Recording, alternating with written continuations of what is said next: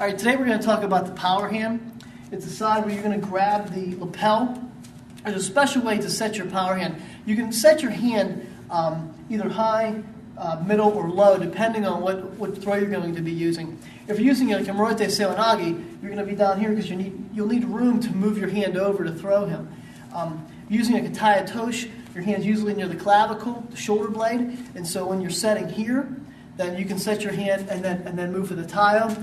If you're looking for, say, like Uchimata or Harai Goshi, sometimes people like to grab maybe a collar grip, which is behind the neck, and then pull them down and then throw from there. There's one more grip though. It's called a T5 grip, and this grip is, if I could bend down a little bit, I grab the fifth thoracic vertebrae down, come here, and then I can grab this way, lock my elbow down, and then throw my major throws. Like Uchimata, Harai Goshi, Hanagoshi, those throws are good from this grip right here. Even some Ogoshis or Surigoshis. So we have a lot of options here.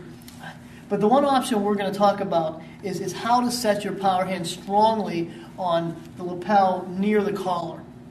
And the way to do that is you need to be able to keep your arm loose and keep your wrist supple. So this motion here needs to be learned over and over again, because when you're throwing, you're probably fighting far away, but when you start to throw, you want to be able to set and then throw simultaneously.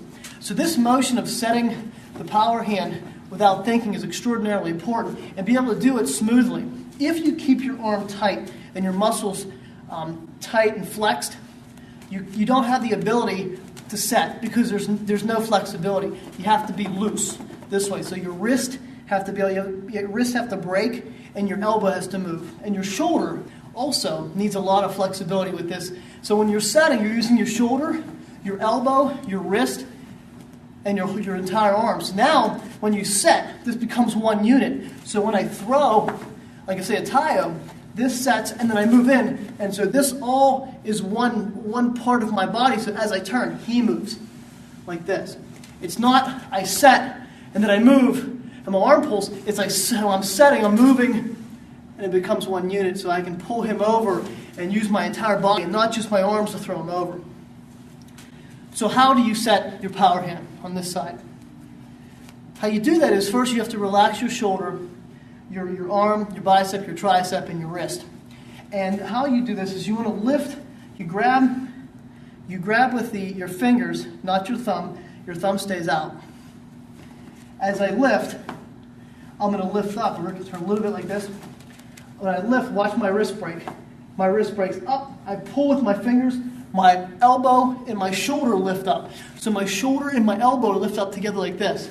And lift up like that. Now, from here, once it's here, then you keep your wrist in this position and you ride your elbow down into his chest like this. So it goes up and then down. Notice when I set, I'm not doing this into him. I'm setting and he's coming to me. So you're getting used to pulling the kuzushi part of it's called the surite grip, or the surite pull from here. And so your elbow goes up, my wrist breaks, my elbow, my shoulder's high, and then I rotate my wrist, and as I rotate down, I set my forearm on his chest. Now look, note this. If I take away the gi, my hand is like a shelf under his chin. So my wrist is turned like that, so it's very strong this way. So it's like almost a palm heel strike to his face. So as I set this way, now my thumb's out, my fingers are tight, and I'm setting strongly. So now you can see as I set, I can turn my shoulders and he'll go over. So the way you get used to this, here's how you learn it. First, what you want to do is you want to move like more of a circular motion and get used to your arm moving like back and forth. So there's a circle this way, and then little box step, you go in a box. 1, 2, 3, 4, like this. And you get used to going back and forth. And this is important because if you don't learn this, then you're not able to move his gi and move him. You don't want to be real tight when you're fighting. So from here, you can go back and forth like this real quick, get used to that. Or 1, 2, 3, 4, or circle. And once you get used to that, then it becomes much easier. Then you start this motion here like this. And once you do this over and over again until it becomes very reflexive. And then when you start to practice, then you can get that motion quickly. So when you go to throw, it's fast. So you practice very quickly like that. And what you can do with your classes or yourself is have your instructor time you 10 seconds.